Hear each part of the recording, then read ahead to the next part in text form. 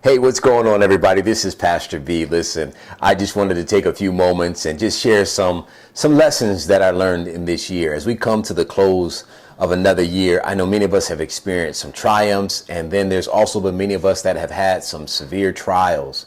And I just want to share some things because I've experienced both triumph and trials. And I just want to share some nuggets, some lessons that I learned in 2022 that helped me to overcome those obstacles.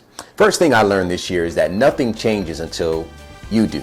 I've learned that I can't change what happens to me, and I can't change what happens around me, but I can change how I respond. So I can't expect anything to change until I change how I view things, change how I think about things, just change my perspective. Even, watch this, even change how I respond to things. Nothing changes until you do. Sometimes you are the one thing that needs to change the most. That was a personal lesson I learned. Maybe that'll apply and is applicable to you.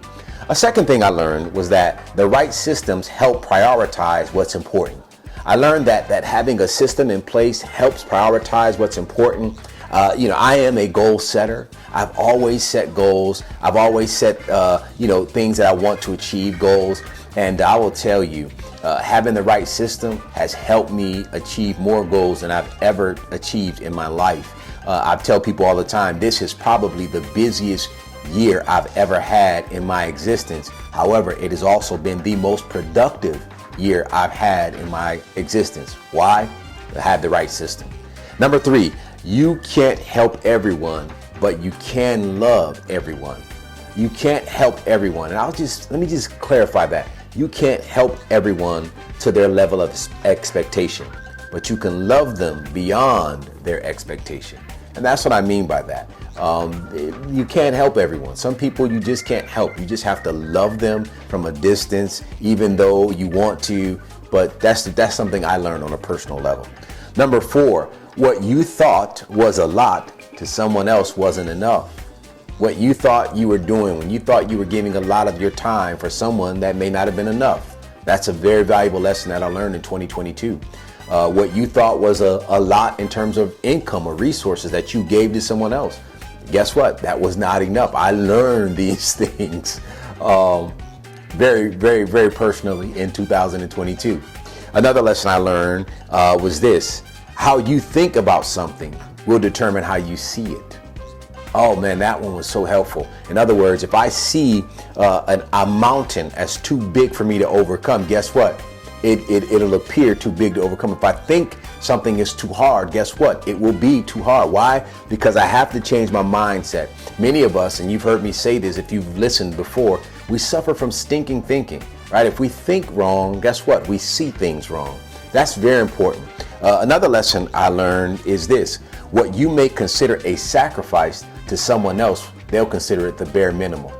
I got to say that again. What you consider a sacrifice to someone else, it may be the bare minimum. I learned that lesson as well in 2022, where there were moments where my wife and I felt that we were making a sacrifice by being available or helping others. But again, it was to that person or to those people, it was considered the bare minimum. They expected more. Another lesson I learned is this: it's okay to let some relationships go. It's not you, it's not them, it was just time. That's a lesson I learned. It's a painful lesson because there are people that you think that you'll die old with, right? In terms of your relationship. There are people that you think that, you'll be friends for the rest of your life. And I've learned, or even associates for the rest of your life. But I've learned this, that some relationships do actually have an expiration date. And that's okay. It's not them. It's not you. It was just time. Here's another lesson I learned. It's important to set boundaries. Boundaries protect you and they help others. Like boundaries, they help protect your time. They help protect your resources. They help protect your integrity. Here's a big one. Boundaries help protect what you value. But they also help people understand just how far they can go. Boundary, like for instance, here's a boundary I set. Mondays is my Sabbath. That's a boundary. So people know I will not do anything ministry related on my Sabbath, right? That's me time. That's a boundary But it helps people know, you know what, I'm not gonna mess with Broderick. I'm not gonna mess with Pastor B on Monday. That's his time. That's a boundary, right? Boundary saying, hey, if somebody wants to meet with you, listen, I only have an hour on this day at this time. And now I just set a boundary saying, hey, beyond that, I can't meet with you beyond this time. I just helped them, I gave them realistic expectations. Boundaries help protect you, and they help people know just how far they can go and their limitations. All right. Another very important lesson I learned is this: acceptance does not mean agreement. Just because I accept certain things about you or accept certain things with you, that does not mean that I always agree. But here's the thing, and you've heard me say this if you've listened to any of my sermons or my prayers, the only way I can love you is to accept you, even if I don't agree. And there are many people that I've learned that in this season that we're in, especially in this political season that we're in, I've accepted that there are people that don't see or view life the way I view life. But that doesn't mean I don't accept them. I accept them even though I don't agree with them, because the only way I can love you is to accept you as you are. You know, that's what Jesus did for us. He accepted us as we are, imperfect, flawed, sinners. While we were yet sinners, he loved us. How do I know that? Right? The Bible tells us that he loved us. So that means he accepted us as we are. That was the only way he could love us. All right. Here's another one I learned. The greatest compensation we receive is not income, but it's fulfillment. I've got to give credit where credit is due. That came directly from my pastor, Dr. Darius Daniels. He said that publicly. He said that privately. He says the greatest compensation we could ever receive is not income, but fulfillment. For instance, you could receive all the money in the world, but still not be fulfilled if it's not connected to your why. What is your why? Your why is your purpose. There's a reason why you're on this side of heaven, on this side of heaven, why you're on this earth. And you could have all the income in the world, but if it does not connect with your why, you will never be fulfilled. So the greatest compensation we could ever receive is not income, it's fulfillment. That one wrecked me.